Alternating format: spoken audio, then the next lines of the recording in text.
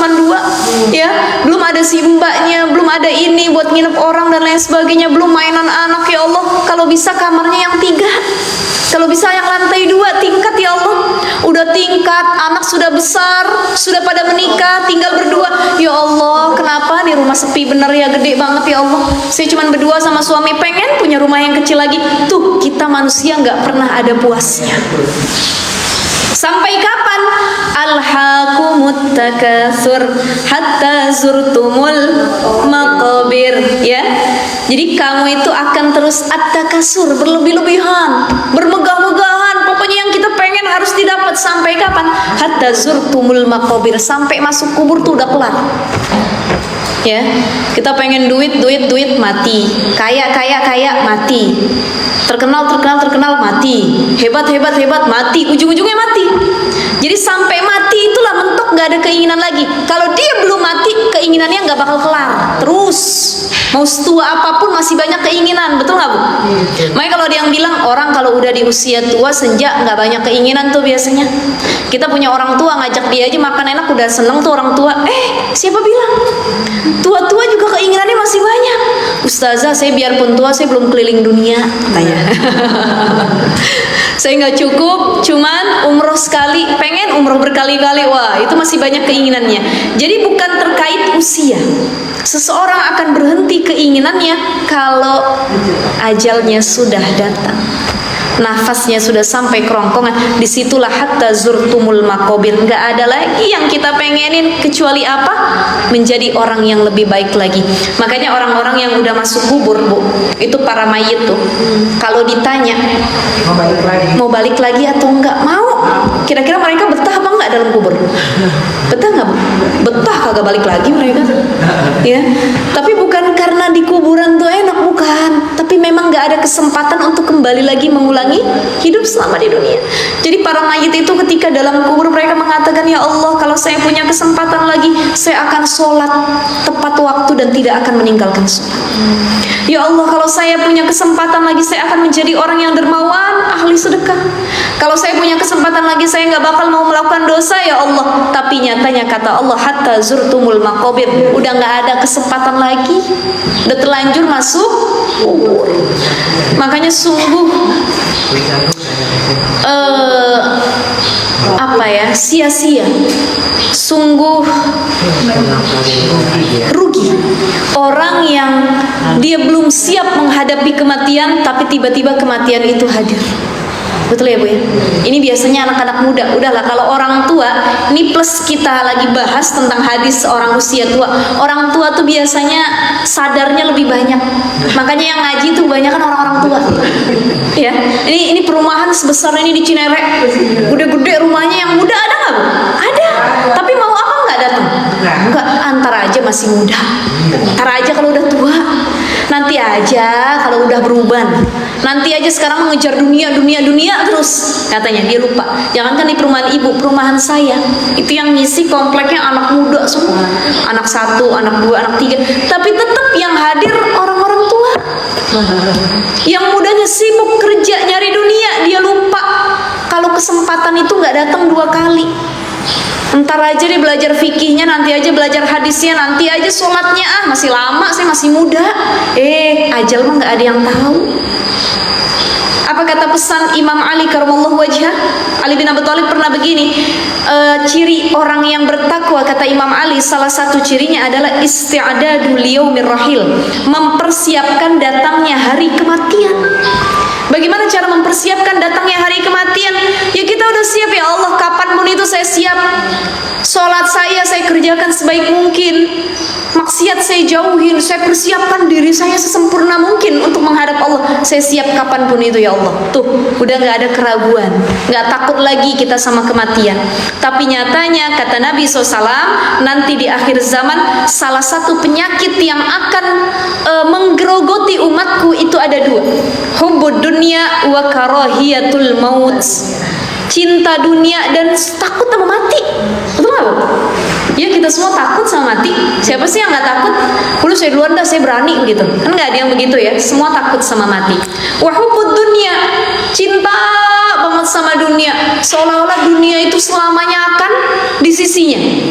Kalau cuma tempat singgah aja dunia, dia lupa kalau akhirat adalah tempat yang abadi nantinya. Ya, ini dua penyakit yang akan mengenai kita atau umat Nabi nantinya: cinta dunia, lupa terhadap akhirat. Makanya kalau ada orang tua dia demen ngaji udah biasa karena udah tua.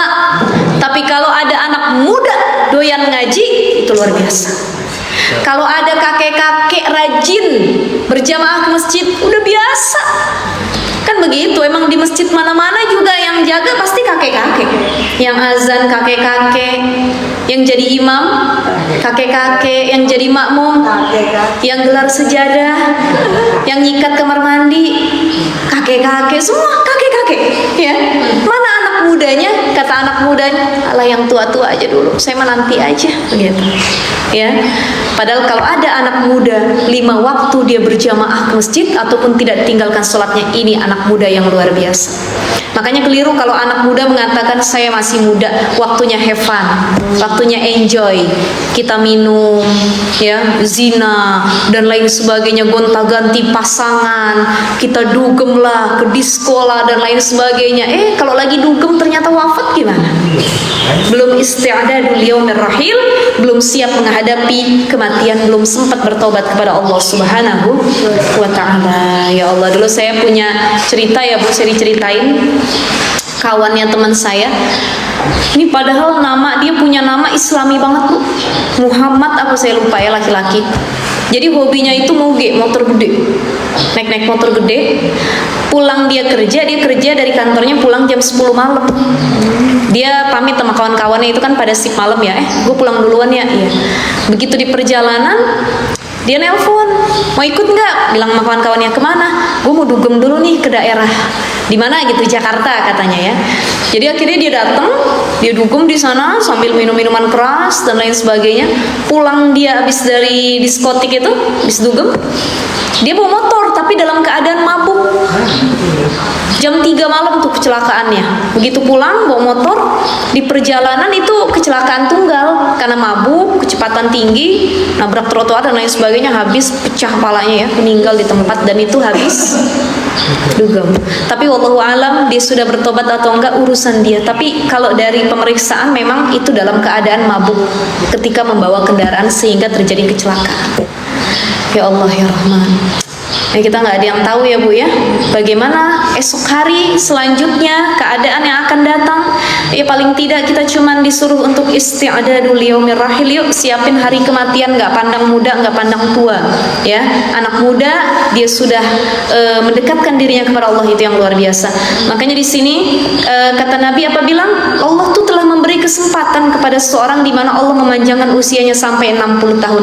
Kalau ada orang sampai usia 60 tahun belum mudeng juga, belum sadar juga, belum tobat juga. Cek orang sunan mah udah nini ya, tapi kesana kemari masih memperlihatkan aurat, ya, masih melakukan maksiat. Nah ini sangat-sangat merugi karena kata Nabi sudah diberi kesempatan untuk memperbaiki diri. Ya, jadi bersyukurlah orang yang dikasih usia panjang. Buat apa? Buat bertobat dan memperbaiki diri. Karena belum tentu orang nyampe usia 60 tahun, tapi kita nyampe usia 60 tahun. Ya, itu reminder buat kita bersama. Baik, hadis yang kedua. Bismillahirrahmanirrahim. An Ibnu Abbas radhiyallahu anhu, dari Ibnu Abbas radhiyallahu anhu qala, ia berkata, kana Umar radhiyallahu an saat itu Umar radhiyallahu an yudkhiluni memasukkanku ma'a asyyafi Badrin, bersama orang-orang tua yang ada di perang Badar.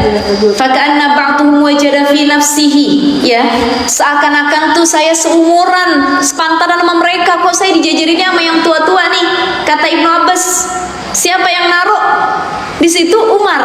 Jadi saat itu Ibnu Abbas disuruh sama Umar, coba kamu berjejer dengan para prajurit perang Badar, tapi yang tua-tua, yang udah syekho semua, bukan yang muda-muda. Ini kan bagian anak muda, ini bagian ibu-ibu yang tua-tua gitu ya. Nah ini Ibnu Abbas yang masih muda ditaruh di lingkungan atau barisan orang yang sudah tua. Faqala, maka berkata Ibnu Umar, lima yadkhulu hadza ma'ana walana abna'un misruh. Kenapa mohon maaf, yang berkata bukan Ibnu Umar. Faqala, berkata para orang-orang tua yang ada di jajaran perang Badar ini, lima yadkhulu hadza ma'ana walana abna'un misluh. Kenapa pemuda masukin di jajaran kita, dalam kelompok kita, padahal kita juga punya anak yang sebaya sama dia. Bahasa ibu-ibu begini, ibu-ibu lagi ini jejer ya, ada anak muda, ustazah kenapa anak muda itu didudukin sama kita, ini mah seumuran anak saya gitu ya, bahasa kitanya. Faqala Umar, berkata Umar bin Khattab, innahu min haitsu alimtum, itu adalah menurut pendapat kamu sekalian, itu kan menurut kamu, dia nggak cocok, masih muda, kenapa harus dijajarin sama kamu gitu ya. Fama ra'aitu, di sini disebutkan fada'ani dzata yaumin fa'adkhalani ma'hum fama ra'aitu annahu da'ani yauma idzin illa liyuriyahum. Kemudian kata Umar bin Khattab begini, pada suatu hari Umar itu memanggil saya, kata Ibnu Abbas, ini agak ini dikit hadisnya, begini ya Bu ya. Saya baca dulu sampai akhir ya. Fada'ani zata yaumin fa'adkhalani ma'hum fama ra'aitu annahu da'ani yauma idzin illa liyuriyahum faqala ma taqulun fi qaulillahi ta'ala idza jaa'a nasrullahi wal fath faqala ba'duhum umirna nahmadullah wa nastaghfiruh idza nusirna wa futiha alaina wa sakata ba'duhum falam yakul syai'an faqala li akadzalika taqulu ya Ibnu Abbas faqultu la. Begini, agak panjang. Kata Ibnu Abbas, satu ketika dia pernah dijajarin sama orang-orang tua yang ada di perang Badar. Tapi para orang tua perang Badar, para orang yang sudah tua di perang Badar ini nggak terima. Wahai Umar bin Khattab, kenapa Ibnu Abbas nih yang masih muda, bahkan umurnya seumuran anak saya katanya, kok dijajarinnya dia masuk kelompok perang kita? Kita kan para sesepuh nih, orang-orang tua yang sudah hebat. Harusnya dia sama anak-anak muda juga. Apa kata Umar? Innahu min haitsu alimtum. Itu kan menurut kamu, kata Umar. Gitu ya. Maka pada suatu hari Umar itu adkhalani ma'hum, dia manggil saya. Umar tuh manggil saya dan manggil orang-orang tua yang lainnya juga. Ditanya sama Umar bin Khattab, "Mataquluna fi qaulillahi ta'ala?" Apa pendapat kalian terkait firman Allah Ta'ala? Mana firman yang mana? Idza jaa nasrullahi wal fath. Bagaimana pendapat kamu terkait ayat ini? Firman Allah yang ini. Faqala ba'duhum, berkata orang-orang tua nih, apa yang mereka katakan? Umirna nahmadullaha wa nastaghfir. Ya. Mereka menjawab begini, kami diperintah umirna nahmadullah wa nastaghfir. Kami diperintah untuk memuji dan mohon ampun kepada Allah. Idza nusirna, kalau kami mendapat pertolongan, wa futiha alaina, dan kami mendapat kemenangan. Dan para sahabat yang lain juga ada yang diam, sebagian ada yang jawab, yang tua-tua. Yang tua-tua yang lain juga sebagian pada ada yang diam. Kemudian Umar berkata kepada siapa? Ibnu Abbas yang paling muda. Apa kata Umar? Wasakata ba'duhum falam yakul syai'an faqala li. Kata Ibnu Abbas, Umar nanya sama saya, akadzalika taqulu ya Ibnu Abbas? Betulkah begitu wahai Ibnu Abbas? Kalau kita mendapati idza jaa nasrullahi wal fath, lalu kalau menurut kamu bagaimana ayat tentang izaja ini? Maka dijawab, ya, famataqulu qultu, aku mengatakan, kata Ibnu Abbas, huwa ajalu Rasulillah sallallahu alaihi wasallam a'lamu lahu. Qala idza jaa nasrullahi wal fath wa dzalika alamatu ajalika fasabbih bihamdi rabbika wastaghfir innahu kana tawwaba. Qala Umar radhiyallahu anhu ma a'lamu minha illa ma taqul, rawahul Bukhari. Jadi begini, ketika yang lain punya jawaban, terakhir Ibnu Abbas yang ditanya.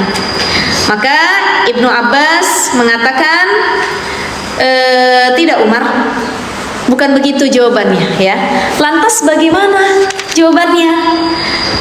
Itu adalah saat kewafatan Rasulullah SAW. Artinya ayat itu turun menandakan bahwa wafatnya Rasul itu sudah dekat. Dan ayat itu sebagai pertanda bahwa ajalnya Nabi itu dikit lagi, ya. Idza jaa nasrullahi wal fath. Fath di sini adalah Fathul Makkah, udah terjadi Fathul Makkah. Makanya Nabi menjalani haji saat itu haji wada, haji perpisahan. Setelah terjadinya Fathul Makkah, ya, di mana Rasulullah SAW dengan para penduduk Madinah, umat Islam kala itu boleh lagi masuk ke Mekah dan boleh melaksanakan ibadah haji ataupun umroh. Udah dapat pertolongan Allah, udah dapat kemenangan, pembukaan kota Mekah. Ternyata ini ayatnya turun sebagai pertanda bahwa ajal Nabi sudah dekat, udah dikit lagi, begitu. Ini kata Ibnu Abbas. Maka karena ayat ini turun, Nabi SAW diperintah oleh Allah untuk fasabbih bihamdi rabbika wastaghfir. Maka sucikanlah dengan memuji Tuhanmu, sucikan dirimu dengan memuji Tuhanmu, puji Allah, katakanlah alhamdulillah, wastaghfir, minta ampun kepada Allah, kemudian bertobat. Nah, ini terkait ayat ini sebagai tanda bahwa ajal Nabi sudah dekat, dan Nabi diperintahkan bahwa engkau tidak lama lagi, yuk buru-buru perbanyak amal kebajikan di akhir hidup kamu. Jadi kalau Nabi Shallallahu Alaihi Wasallam, ibu, itu punya kisi-kisi, punya tanda, ini udah nggak lama lagi ajal kamu nih, gitu ya, dari Allah Subhanahu Wa Taala. Disuruh persiapin diri dengan apa? Banyak bertasbih dan bertobat, wastaghfir. Kita belum ada kisi-kisi, belum ada tanda-tanda. Ibu udah pernah dapat WA apa belum? Bu, kira-kira ibu nih 10 tahun lagi deh, gitu. Banyakin ya bertasbih, istighfar pada Allah. Kita belum dapat tanda. Tapi kalau Nabi SAW, karena beliau adalah manusia yang khusus, ya, orang yang dekat kepada Allah, diberi tanda oleh Allah dengan turunnya ayat idza jaa nasrullahi wal fath. Artinya apa dari hadis ini, Bu? Kemudian Umar berkata, saya tidak mengetahui tentang kandungan ayat itu melebihi apa yang kamu katakan, ya, ma'alamu minha illa ma taqul. Artinya Umar di sini takjub sama Ibnu Abbas, dan Umar ingin memperlihatkan kepada para orang tua yang tadi itu atau kemarin-kemarin tuh sepele sama Ibnu Abbas. Nih, lihat, ternyata Ibnu Abbas lebih cerdas, lebih pintar memahami ayat Allah tersebut. Memang kita secara usia lebih tua, kita lebih banyak umur kita, tapi kita tidak sepintar Ibnu Abbas. Artinya apa, Bu? Nah, ini hadis ini mengajarkan kepada kita, jangan pernah melihat sesuatu dari siapa yang mengatakan, siapa yang berbuat. Ya, ada orang ngasih nasihat sama kita, dia mah masih muda, masih anak-anak. Saya dong udah tua, udah banyak pengalaman saya. Kita nggak mau terima.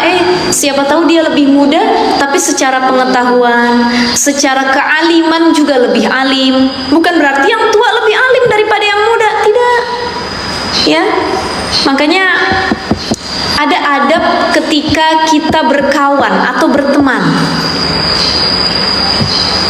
Idza ra'aita man huwa akbaru minka, kalau kamu ketemu sama, ini kata Imam Al-Muzani, kalau kita bertemu atau bergaul sama orang yang lebih tua daripada kita, lebih banyak usianya daripada kita, fakul, maka katakanlah, mereka lebih banyak amalnya dibanding aku. Kenapa? Karena usia mereka duluan.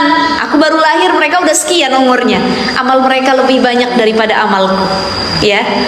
Nah, ini yang harus dikatakan kalau ketemu orang yang lebih tua. Wa idza ra'aita man huwa asgharu minka, kalau kita ketemu orang yang lebih kecil, lebih muda dari kita, fakul, maka katakanlah, sabaqani fil maksiyah, aku lebih banyak maksiat dan dosa. Kenapa? Dia mah baru anak kemarin lahir, masih dikit dosanya, belum ngelakuin apa-apa. Saya udah puluhan tahun nih, 50 tahun, 60 tahun, ya Allah, banyak bener dosa yang saya tanggung. Kalau dia mah masih muda, masih dikit, enak, gitu ya. Jadi kalau ngelihat yang tua, katakan amal dia lebih banyak dari saya. Kalau ketemu yang muda, katakan dosa dia lebih sedikit daripada saya, ya. Jadi itu yang harus dilakukan kalau kita bergaul, baik ketemu dengan yang muda ataupun ketemu kepada yang tua, ya, ibu-ibu sekalian. Jadi bahkan ini disebutkan oleh Imam Asy-Syadzili, la tashabil ahdas walau kana ibnu tis'ina sanatan, ya. Jangan berkawan dengan seseorang yang sebenarnya usianya udah 90 tahun tapi sifatnya masih kekanak-kanakan. Jadi begini, Bu, ada orang yang usianya udah tua tapi masih kayak kanak-kanak. Ada secara usia masih kanak-kanak, masih muda, tapi dia lebih dewasa. Jadi ternyata ukuran dewasa atau tidak seseorang itu bukan tergantung dengan berapa usianya. Kalau dia lebih tua berarti lebih dewasa, tidak. Banyak juga yang udah tua tapi kayak anak-anak. Tapi banyak yang masih anak-anak, dia sudah lebih dewasa dan tua. Ya, jadi itu terkait dengan sikap dan sifat seseorang itu beda-beda, bukan usia yang menentukan. Maka seseorang semakin bertambahnya usia, semakin banyak umurnya, harusnya dia banyak bermuhasabah diri, dia banyak berdiam diri, merenungkan, ya Allah, usia saya ini bonus dari Allah, maka harus banyak amal yang saya tambahkan di akhir usia ini. Gak boleh sama, ya, min amsihi. Jangan sampai amal kita hari ini sama dengan yang kemarin. Masih muda kita begitu, udah tua begitu juga. Masih muda nggak nutup aurat, udah tua begitu juga. Kita harus khairun, lebih baik daripada amal-amal kita yang kemarin, ya. Jadi yang muda sudahlah berlalu ketika kita masih muda dulu. Yang sudah dosa yang kita lakukan, minta ampun sama Allah.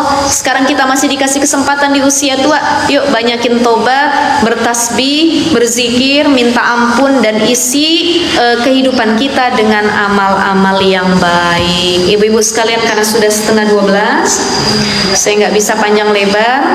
Tadi sudah 2 hadis yang kita bahas, ya. Ini hadisnya dikit, cuma sampai 5 nih bab ini nih. Insya Allah bulan depan kita akan bahas di hadis yang ketiga, keempat, dan kelima. Lanjut lagi nanti di pembahasan tentang banyaknya jalan kebajikan, ya.